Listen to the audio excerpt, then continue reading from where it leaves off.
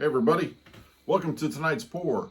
Tonight's pour is going to be a repeat of a previous pour that I've done. And you've already seen it from the intro to the video. It's the Ford Bronco, and it's on a white background with the browns, mud and four-wheeling, spinning out, throwing mud everywhere. But this is the Bronco. It's a 2021 Ford Bronco. So this is a new Hot Wheels in itself, and it's the new model of the new Bronco. So the paints I'm going to use are Artist Loft White. This is a quart of white paint. $9.99, I believe it is. I used to be able to get. I get this at Michael's. I used to have an app, or I still have the app, but I think they used to have a 40% off, but I don't think I did that on this one. And so then the browns I'm going to use, because I'm only going to use 3 browns and the white, and that's it. For the darkest brown, I'm going to go with a burnt umber. That's in the Master's Touch that I get at Hobby Lobby. The browns, all the browns are Hobby Lobby browns. Master's Touch, red ochre, and then a raw sienna, which is a real lighter brown. So those are the 3 I'm going to use, and so all I got to do is mix them and get them going. I got my canvas on there. I'm using a 10 by 20 canvas, which is the size that I use for my Hot Wheels ones. It gives me enough room. It's a rectangular canvas, so it gives me room to get the flow out and place the Hot Wheels on there. And then once it dries, we'll be able to get it resined. And again, I use Pro Marine resin for the resins that I use. And I just opened a new kit. It's you can get a 2-gallon kit. I get it on Amazon, and I think it's about $110 for the 2-gallon kit, but it does last quite a bit. So I think for 10 by 20 canvas, I use a art resin calculator online. Excuse me. So I just go to the website and you type in the length and width of your canvas, and it'll tell you how many ounces total that you need for resin. So a 10 by 20 is 7 ounces, which is 3.5 ounces of the hardener and 3.5 ounces of the epoxy. And then you mix those together for 2 to 3 minutes, or whatever brand you use, whatever they suggest you mix it at, you do. I cut it just a little bit short because I'm just an impatient person anymore. As I grow older, I have less patience, which you'd think I would get more because you don't. So anyway, or at least I don't. So so I mix it for at least 2 minutes, but it's usually between 2 and 3 minutes, and it depends on. You can tell if it's pretty well mixed. They're just wanting to make sure that you have really mixed it together, so you don't have, that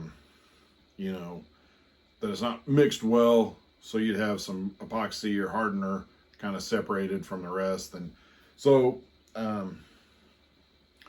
that's my instructions on that. So hopefully I won't repeat it when I resin this, a week from now or whatever, 4 or 5 days from now. Hopefully I'll remember not to repeat all that stuff while I'm resining it. But let me mix the paints. I got my canvas here. We'll level it out and we'll get started. All right, I got the paints mixed. Got my canvas sitting here. So let's get this leveled out and see. A little off there. Not too bad there.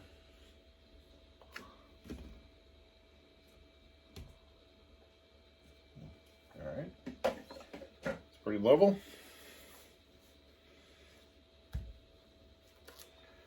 So we'll put the white down first.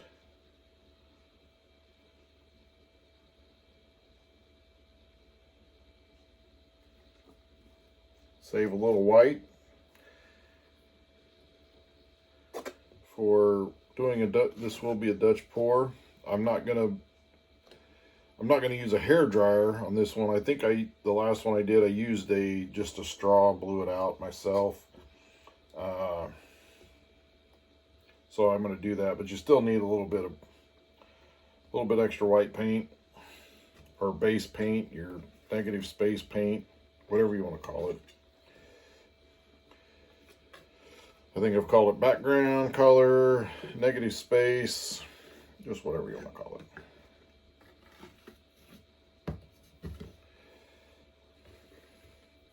it. Whew, I dropped her. So, I don't know if this is your first time watching my channel, anything on my channel. If you watched before, if you haven't watched me before and you like the content, please hit the like button and subscribe and all that stuff. You know what to do when you find somebody you like to watch. I've been adding a few people that I subscribe to. I don't watch YouTube a ton, but I have been watching it. And that is how I learned how to do this. So I need to go back. I've been thinking about going back to some of the people that I subscribe to, that I watch, to learn how to do this and see some of their latest work, because I haven't probably watched them in 3 years or more. I see some of them every now and then on Facebook and stuff.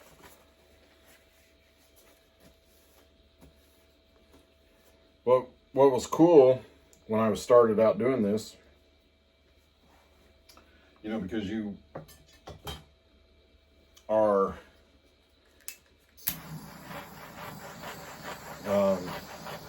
hoping you do well when you just popping out the air bubbles. You get little air bubbles when you mix the paints. So when you find an artist that you like how they do their stuff, and you're trying to, see some of the pours they do, so you try to do the same colors and try to do the same pour. So you have some artists that are kind of that you like and you're learning from. So that's kind of cool that you find some of those people out there, which I did. I found a number of them, and they were great inspiration for me, and I learned a lot from them. So the cool thing is when I did start getting, I would say my first pour turned out really well, and that's when I fell in love with this. Was one of my first pour. My second pour was probably my worst pour I've ever done, probably. So the first pour is a success, basically. The second pour is a complete failure. Could have shook a lot of people. It didn't shake me. I just kept going. I love doing it so much. But what was cool is once I started getting better at it and more consistent, I started posting online, and I can't remember.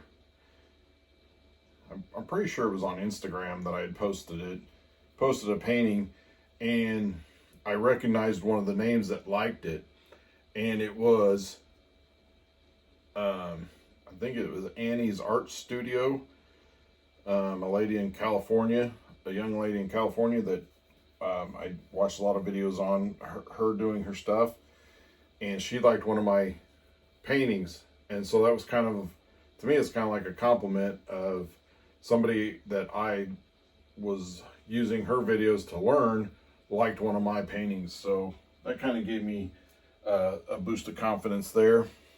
So that's always nice. So anyway, so now we're going to add the 3 colors of brown. So, well, that thing, sorry about that. This thing every now and then, let me tighten it up a little bit, so it doesn't happen. Excuse me for a minute. All right, there, I just didn't get it. Fortunately, I hadn't really painted anything yet. So anyway, I've got my white on there, and I've hit the torch with it to get the bubbles out. All right. So, as I was saying, I'm going to put the browns on now, and I'm going to go from this corner and go like this. This is the pattern I had before. Just a little bit, my finger barely hit the white. So when I layer my colors, I try to go darkest to lightest. So I'm going to put the darkest brown I have out to about there.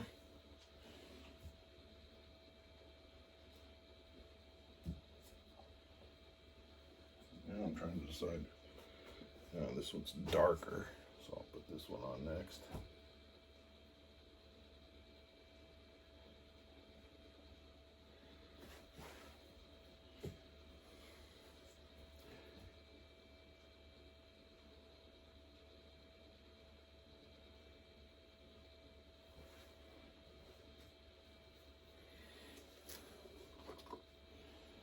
Okay, so then you take your white,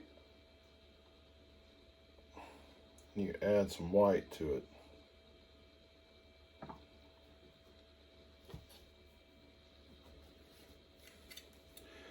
And then normally I would take a hair dryer and blow it around, but I'm going to take just a straw and do it. I mean, maybe I could do it with a hair dryer to blow the white on top of it and then spray it out. Let's do that. Just go with it.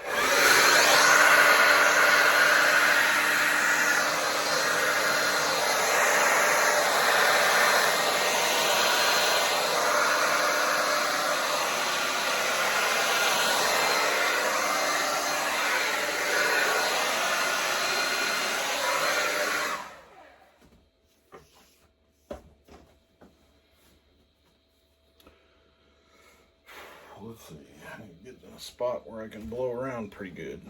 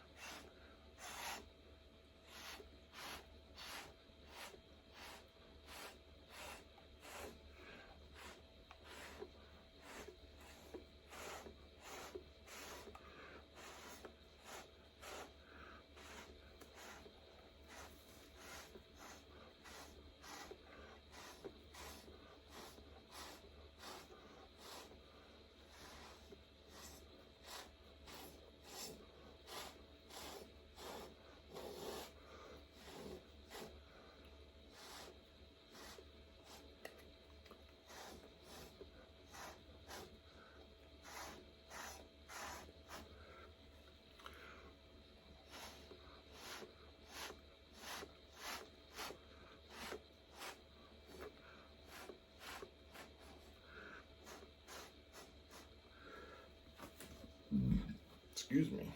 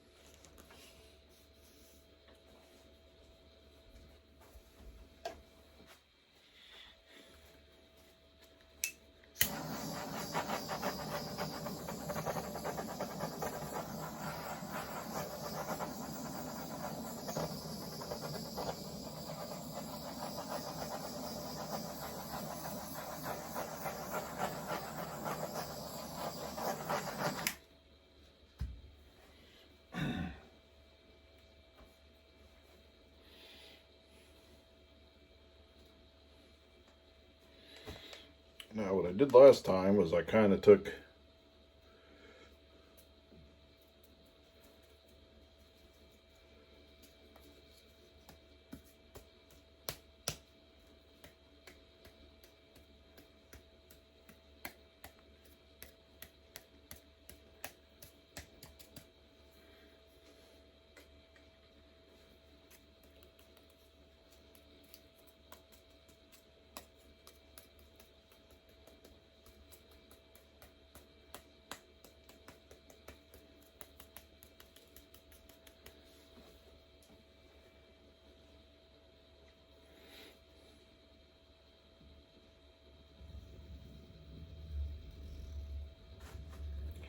I'm trying to make the tire tracks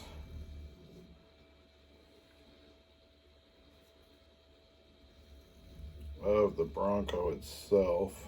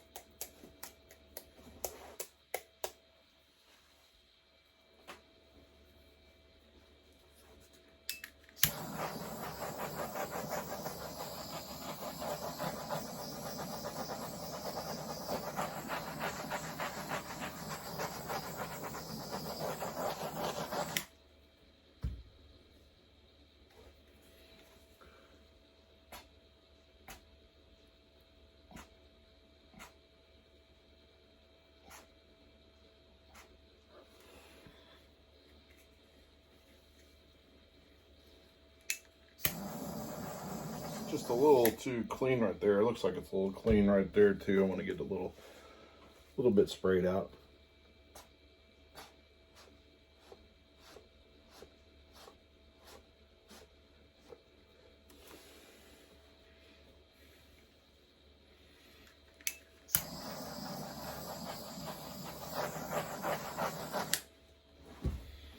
And I know it looks messy, but that's what it should look messy, because it's four-wheeling, it's mudding, you're throwing mud everywhere. Yeah, you're gonna make a mess. So believe me, when the resin gets on that, pops those colors out, it'll look good. So then I got the Bronco here, so I'll set that right there, right in there. There's your tracks. So yeah. So it's like it's came in, spun around, right there. So it's gonna be a good one. All right, so we'll wait for this bad boy to dry, and then we will get that resined. All right, this bad boy is dried. It looks pretty good. I have my 7 ounces of resin. For a 10 by 20 canvas, I use Pro Marine. I probably already said this, so I'm just going to go ahead and pour it on. I was actually doing some coasters, and I measured out the amount for the coasters, and I had way more.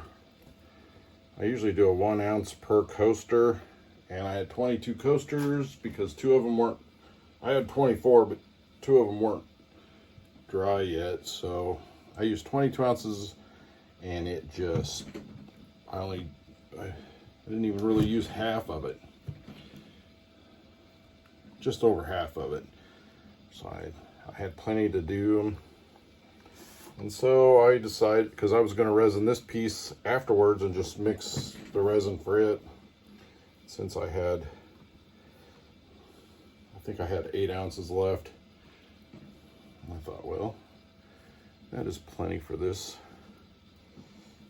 So I will just go ahead and do this. So I'm in a hurry because you only have so many minutes to work with this stuff. And I did get all the coasters resined in torched. And so yeah, and I had to get right over here and do this one.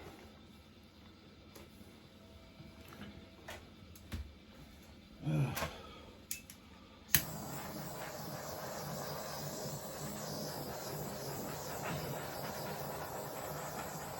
I do have a big event this weekend. That's why I want to get some coasters done. I only had 2 or 3 sets left. I think it was only 2. And that's just not enough for an event, let alone a 3-day event. And Friday and Saturday are both 12-hour events. So I wanted to get some done. Excuse me.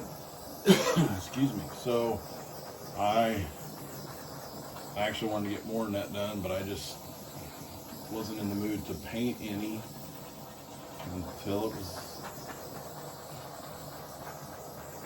like, come on, Bradley, you got to now. So I did 24 coasters, which would make 6 sets. And when I came in tonight, they were all dry except for 2 were just a little bit wet in the middle. And so I didn't resin those, but I went ahead and resined the other ones, and I hope by tomorrow I can resin the last of them. And I wanted to do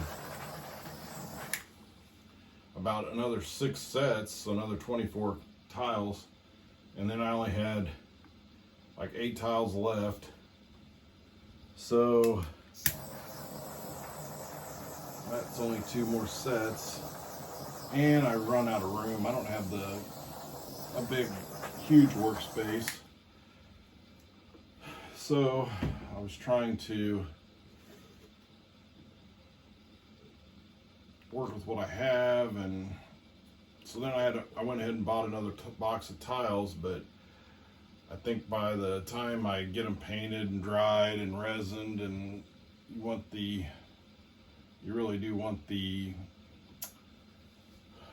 resin to harden, cure for at least a day before you, at least 24 or more hours before you start stacking them to bundle them up, because they're not hard enough that they will leave a indentation in them. And so now tomorrow I got to get up a little bit earlier so I can pull the tape off of all those. All right, so we got the car. We're going to set it right in there. I think that's good. Have it tilted just a little bit that way. All right. So there we have it, another bad boy, another awesome painting. I know, hopefully you can see it in the video, but you probably can't, but the browns on this white background just really pop.